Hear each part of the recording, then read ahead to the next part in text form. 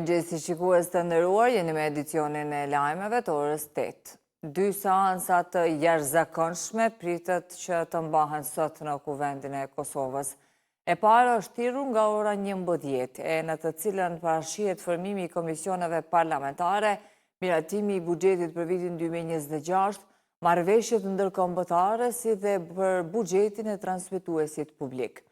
Ndërkaq seansa tjetër jashtëzakonshme, e cila është thirrur për në orën 14, ku mandatari Glau Konjuca do ta prezantojë kabinetin e ri qeveritar. Lidhja Demokratike e Kosovës, Partia Demokratike e Kosovës, Aleanca për Ardhmërinë e Kosovës dhe Nisma Social-Demokrate tashmë e kanë konfirmuar se nuk do të marrin pjesë në seancën e parë, ndërsa për seancën e dytë kanë deklaruar se do t'i përgjigjen, por që vota e tyre do të jetë kundër. Në anën tjetër, lëvizja vetëvendosje ka ftuar deputetët që të tregojnë maturi, t'i votojnë ligjet e marrëveshjet. Sindikatat e punëtorëve të radio-televizionit të Kosovës u kanë bërë thirrje deputetëve që në seancën e sotme të Kuvendit të veprojnë me përgjegjësi dhe ta miratojnë zgjidhjen buxhetore për RTK-n, duke paralajmëruar se situata aktuale po rrezikon funksionimin e transmetuesit publik dhe mirëqenien e qindra familjeve. Çështja e buxhetit të RTK-s është një temë që t'i kalon çdo debat të përditshëm politik, duke qenë se lidhet drejt për drejt me vijimin e punës së institucionit dhe me pagat e mbi 700 punëtorëve, të cilët tashmë prej 3 javësh nuk i kanë marrë pagat e muajit tetor, thuhet në reagimin e sindikalistëve.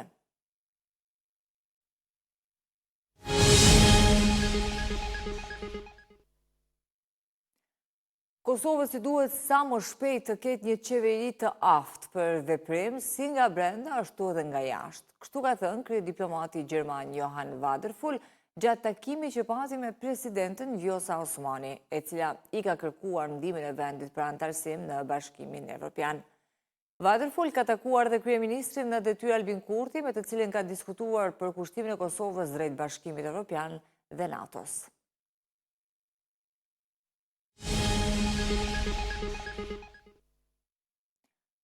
Reshjet e shiut kanë shkaktuar probleme të shumta në pjesë të ndryshme të vendit. Instituti Hidrometeorologjik ka njoftuar se reshjet pritet të jenë edhe më intensive, të cilat mund të shkaktojnë vërshime të shpejta.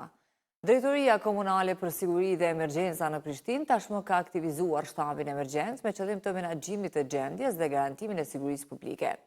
Edhe Agjencia Menaxhimit Emergjent ka njoftuar përmes rrjeteve sociale se ka ndërmarrë të gjitha masat e nevojshme për menaxhimin e situatës dhe koordinimin me institucionet relevante.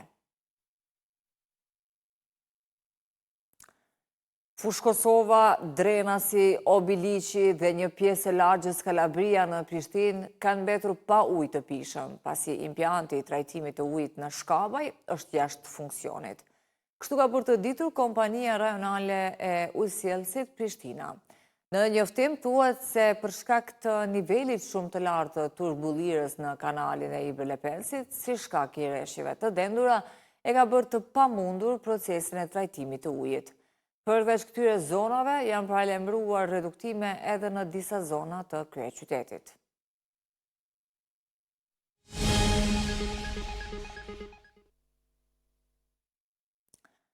Kosova ka mbyllur me barazim 1-1 ndeshjen e fundit të kualifikimeve për Kupën e Botës 2026 në sfidën e luajtur në brëm ndaj Zvicrës në stadiumin Fadil Vokri. Me këtë rezultat, Kosova përfundon grupin me 11 pikë dhe siguron vendin e dytë që e dërgon atë në play-off. Ndërkohë Zvicra me 14 pikë konfirmon kreun e grupit dhe kualifikohet drejt për drejt në botëror. Pjesa e parë është mbyllur pa gola. Helvetikët kanë kaluar në epërsi sapo ka nisur pjesa e dytë. Në minutën e 47, Vargas e ka shfrytzuar një moment të pakujdesis dhe ka shënuar për 0-1, duke vendosur Kosovën në presion. Presioni është përblyer në minutën e 74, kur Florent Muslija ka realizuar një super gol nga distanca, duke ndezur atmosferën në Fadil Vokri dhe duke barazuar kështu edhe rezultatin me shifrat 1-1. Të nderuar shikues, kaq për këtë edicion të lajmeve, bashkë takohemi në edicionin e orës 9. Ne ju falenderojmë për vëmendje, mirupafshim.